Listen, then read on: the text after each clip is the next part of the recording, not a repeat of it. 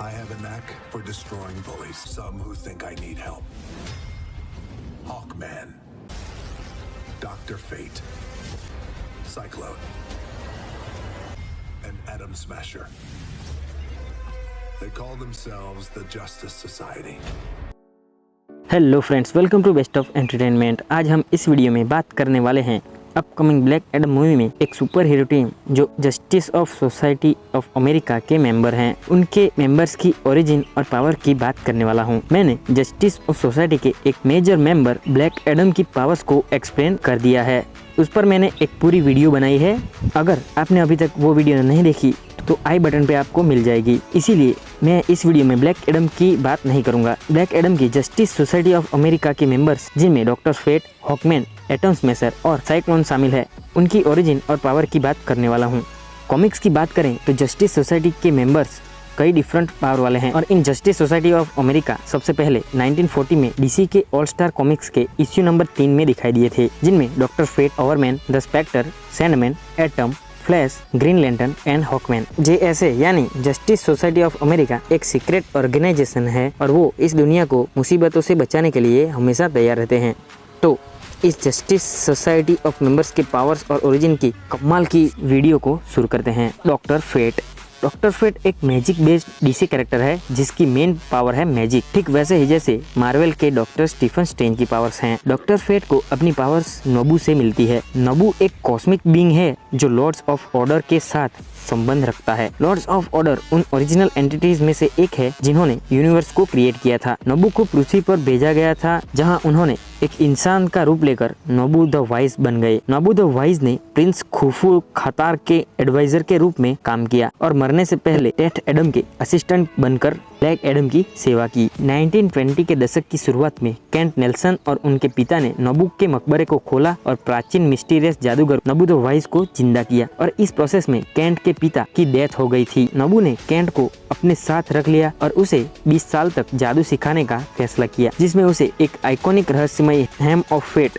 Emulate of अनुबीज और the clock of destiny दिया गया, जो डॉक्टर फेट के रूप में केंट की पावर्स को बढ़ाने में मदद करते हैं। और फिर doctor justice Society of America के मेंबर बन गए। डॉक्टर फेट की मेन पावर्स मैजिक हैं और उन्हें डीसी यूनिवर्स का सबसे पावरफुल मैजिकल कैरेक्टर माना जाता है। उनकी इन मैजिकल पावर्स से वो उड़ान भर सकते हैं, टेलीपैथी से बात कर सकते हैं और टेलीपोर्टेशन जैसी पावर्स को यूज कर सकते हैं, जो उसे उनके साथियों के बीच ज्यादा पावरफुल बनाता है। डॉक्टर फेट का हेल्म ऑफ फेट उसे एक और एडवांटेज देता है, उसे इमोशंस और मानसिक तनाव से दूर रखता है और उसे जादू के हमलों से भी बचाता है और वो इस हेलमेट के बिना भी काफी ज्यादा पावरफुल रहता है। डॉक्टर फेट के रोल को निभाया है पियर्स ब्रोसनैन ने, जिन्हें हम 007 जेम्स बॉन्ड के रूप में देख चुके हैं। हॉकमैन कॉम्प्लेक्स और कंफ्यूजिंग कैरेक्टर है, इसके बारे में आपको बताऊंगा तो आप कंफ्यूज हो सकते हैं, तो इस वीडियो को ध्यान से देखना। हॉकमैन खुद को अलग अलग अवतार में रिक्रिएट करता है। हॉकमैन की ओरिजिन ब्लैक एडम और डॉक्टर फेट दोनों से जुड़ी हुई है और वो ओरिजिन हमें ब्लैक एडम मूवी में देखने मिल सकती है। और इस वर्जन में हॉकमैन खुफू की पुनर्जन्म आत्मा है जो अभी प्रेजेंट में एक अमेरिकन आर्कियोलॉजिस्ट कार्टर हॉल के रूप में ले रहा है। कार्टर हॉल ने अपने gravity belt, wings, helmet, boots, gauntlet और आर्मर को NTH मेटल से बनाया है, जो एक क्रैश्ड स्पेसशिप से मिला था जो एलियन प्रजाति को बिलोंग करता है, जिन्हें थनगेरियन कहा जाता है। उस क्रैश्ड प्लेन की जांच करने के लिए टेथ एडम, नोबू और कार्टर हॉल जाते हैं और वहीं से उसे ये NTH धातु का मटेरियल मिला था और फिर उस मटेरियल से उसने हेलमेट, बूट्स, गॉन्टलेट और आर्मर बनाया था। और फिर हॉकमैन जस्टिस सोसाइटी ऑफ अमेरिका में शामिल हो गया और उस शिप से मिला NTH मेटल उसे उड़ने वाली ताकत के साथ साथ कुछ स्पेशल एबिलिटीज भी देता है। खुफू ने यानी कि कार्टर हॉल ने उन धातु को पिघलाकर कई वेपन्स और टूल्स बनाए, उनमें बैटल ग्लोव्स भी शामिल हैं, जिन्हें द क्लॉ ऑफ हॉरस भी कहा जाता है, जो डीसी यूनिवर्स में एक पावरफुल आर्टिफैक्ट है। हॉकमैन की पावर के कई एलिमेंट है, जिनमें पहला उनकी आत्मा से जुड़ा है, जो कि वो प्रिंस खुफू हैं। उनकी आत्मा कई बार पुनर्जन्म ले चुकी है और हर नए शरीर के साथ उन्होंने कई वेपन स्किल और वॉरियर लेवल के एक्सपीरियंस हासिल किए हैं।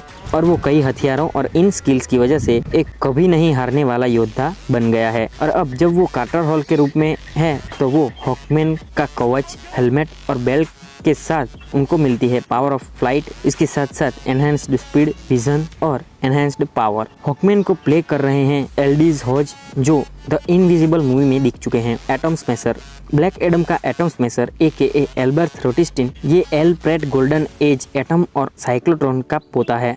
एल्बर्ट रोटिस्टिन के ग्रैंडफादर सबसे पहले एक अनचाहे हीरो बने थे, क्योंकि उनके ऊपर DC विलन अल्ट्रा ह्यूमैनाइट ने एक्सपेरिमेंट करके उन्हें सुपर ह्यूमन एबिलिटीज दी थी। एटम के साथ लड़ने के लिए मैनिपुलेट होने के बाद उस विलन को हराने के बाद साइक्लोट्रॉन की मौत हो गई, और उसी बीच साइक्लोट्रॉन की बेटी ने भी साइक्लोन से कुछ रेडिएशन को ऑब्जर्व कर लिया था, और फिर वो रेडिएशन उसके बेटे एल्बर्ट रोटिस्टिन पे ट्रांसफर हो गई, जो आगे जाके अपना सुपर हीरो करियर न्यूक्लॉन के नाम से शुरू करता है। और फिर वो बनता है एटम स्मैशर, और फिर वो JSA को ज्वाइन करता है और ब्लैक एडम के साथ दोस्ती करता है। उनके फैमिली मेंबर्स की तरह एटम स्मैशर भी अपने आकार को बढ़ाने की एबिलिटी रखता है। कॉमिक्स में एटम स्मैशर का सबसे बड़ा साइज 60 फीट का है, और इस साइज में वो किसी भी विलन या फिर हीरो को आसानी से टक्कर दे सकता है। लेकिन उसके सामने अगर सुपरमैन और ब्लैक एडम आ जाए तो वो उनके सामने ज्यादा देर टिक नहीं पाएगा। इन एबिलिटीज के अलावा एटम स्मैशर एक बढ़िया पायलट और एक मैकेनिक भी है, जो अक्सर जस्टिस सोसाइटी ऑफ अमेरिका के जेट्स और स्टील ईगल को उड़ा लेता है।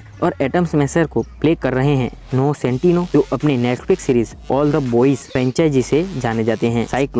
Cyclone Justice Society of America की सबसे न्यू और यंगेस्ट मेंबर है। 2006 की जस्टिस सोसाइटी ऑफ अमेरिका की इश्यू नंबर 1 में अपना पहला अपीयरेंस दिया था। साइक्लोन यानी कि मैक्सिन हंकेल DC के मेन रेड टोर्नेडो की पोती है, और वो जस्टिस सोसाइटी ऑफ अमेरिका के मेंबर्स की मूर्तियां बनाते हुए बड़ी हुई थी। छोटी उम्र में एक मैड साइंटिस्ट TO ने मैक्सिन को किडनैप कर लिया था, जिसने दूसरा एंड्रॉइड रेड टोर्नेडो बनाया था। किडनैप करने के बाद TO ने मैक्सिन को रेड टोर्नेडो टेक्नोलॉजी को यूज करके बनाया हुआ नैनो बाइट्स वाला इंजेक्शन लगाया, जिसके कारण मैक्सिन को उस नैनो बाइट्स की पावर से साइक्लोन की पावर्स मिल गई। साइक्लोन के नाम से ही पता चल जाता है कि उसके पास पवन को क्रिएट करने और अफेक्ट करने की एबिलिटी है। मैक्सिन बहुत ही बड़बोली और वाइब्रेंट है। उसकी पावर्स और एबिलिटीज को देखते हुए उसे फिर जस्टिस सोसाइटी ऑफ अमेरिका में बुलाया गया, और फिर वो जस्टिस सोसाइटी ऑफ अमेरिका की बिल्कुल नई और यंगेस्ट मेंबर बन गई। वाइंड मैनिपुलेशन साइक्लोन की मेन पावर है,